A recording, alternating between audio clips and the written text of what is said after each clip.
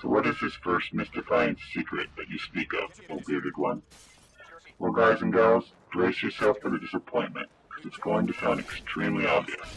Practice. Yep, that's it. Okay, bye now. Well, wait. We need to break it down a bit. There's no doubt that a person who has played for 100 hours has a much better chance of succeeding than a person with 10 hours played. And that same person with 10 hours has a much better chance of succeeding than a person with 1 hour played.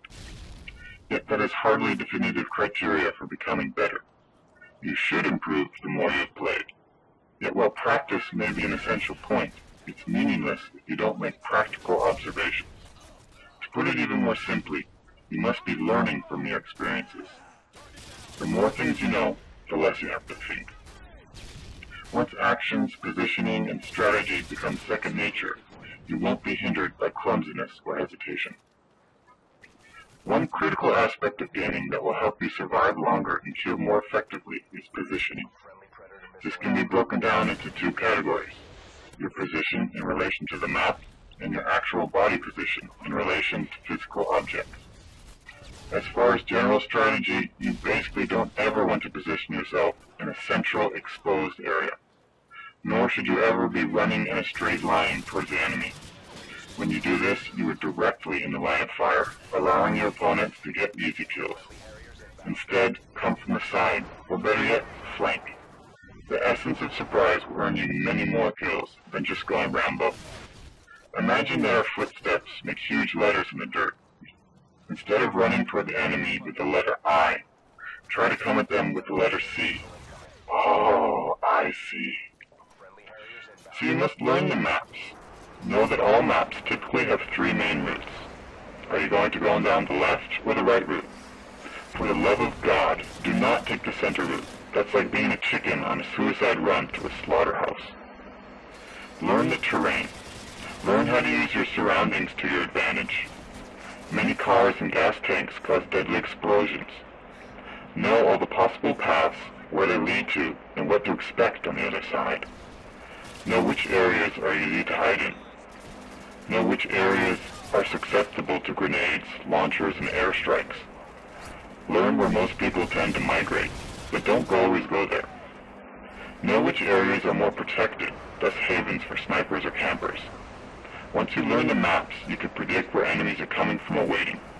You can then use this knowledge to gain the upper hand and rack up multiple kills. Booyah! The second category of positioning is easiest to think of as taking cover.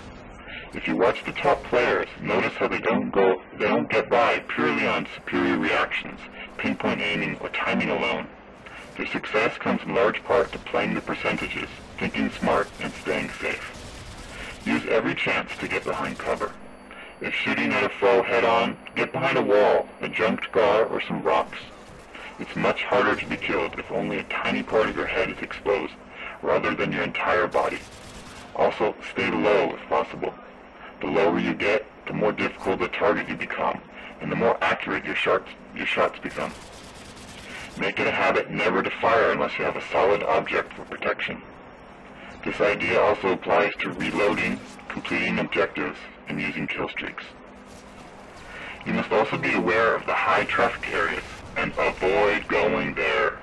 Conversely, know how to exploit these areas so that you have good cover and can easily butcher the clueless sheep who wander through.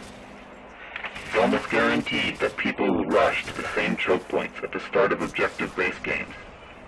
Be the first to attack, getting those easy kills to start off the game and get your kill streaks rolling. Sometimes you need to rush out, be the first to get key positioning, and eliminate those who walk into your trap. Other times, it's best to wait things out, let the enemy come to you, and proceed with caution. Additionally, know where the vantage points are. These are most often the 2-story buildings or rooftops. There may also be hills, elevated platforms, boulders, you name it. Know where all ladders are and what's on top. Learn how to reach the hidden rooms. Can you see inside that dark window? Are you easy prey if you stand there? Know which buildings have the best views of the battlefield. Know which buildings have the least entrances, thus enabling a player to control it more effectively. Learn which rooms, nooks, or ledges are most revisited. Know where the sniper or camper is most likely going to be chilling, and don't expose yourself to them. Next, learn the spawns. What could be more annoying than being shot in the back? Learn how to put some distance between you and newly spawned enemies. Remember that the revenge system spawns you near the person who you killed last. When spawned in a poor location, try to find cover quickly. If you're in a team game, you could run towards a teammate for protection. If you're playing free-for-all, you might want to find some thick bush or a nook to hide in. After learning the general spawn locations, you can decide whether to proceed in the direction of spawns or let the enemy come to you.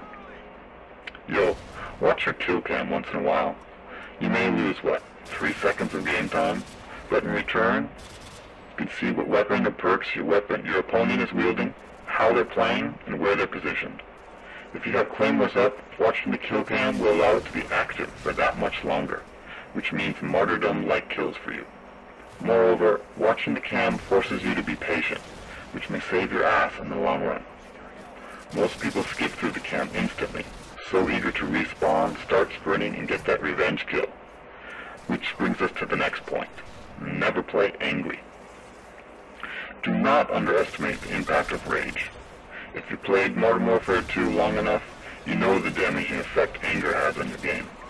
It severely limits your ability to think clearly and make rational decisions. You literally run around the map like a madman without taking any precautions, making yourself an easy target. When we start dying frequently, we get angry. When we get angry, we tend to be crazy and aggressive. Once we are overly aggressive, we play reckless, thus giving the enemy easy kills. It's a vicious cycle of rage and death, rage and death. Control your temper, otherwise you will never succeed at this game. Ideally, you should avoid constantly sprinting, since you are incredibly vulnerable in this state. Unable to fire and protect yourself, your only options are to keep running or get close enough for a knife kill. But unless you're 5 feet away, a guy without bullets versus a guy with bullets will always lose. Have you ever actually counted how many times you die in a game while sprinting? Sure, sprinting is important, but only do it in low traffic areas. Do not sprint around corners or through doors. Do not sprint through central routes, exposed areas, or long corridors. The other thing that you must do if you want a better KD is to care about your KD. What the fuck do you mean? What I suggest is to take interest in your stats. Jot down your weekly kills and deaths and compare it to the previous week. Note your progression. Are you doing better? To go even further, set up a target KD. In my case, I was at 10,000 kills with a 1.5, and I decided that I could and would get a 2.0. With a goal set in place, I had something to work for. You'd be amazed at how easy this is achieved once you put your mind to it. Using my target KD, I then calculated a magic number. That is, the amount of kills over deaths that I needed to reach my goal. This made me aware that every game was important. Not that I just sit and camp all the time, but I try to make smarter choices, stay cool and focused, and play more strategically. And hell no, I haven't sacrificed having fun. Just check my other videos to see what I'm talking about. Well guys, it's time to wrap things up. I hope this video has been helpful to you. Just remember, there's not just one simple answer for improving. You need to make a conscientious effort, just like anything else in life. This has been part 1 in the ongoing Help series. You've been listening to Kuzu Ranger. If you like this vid, please remember to comment and subscribe. Peace.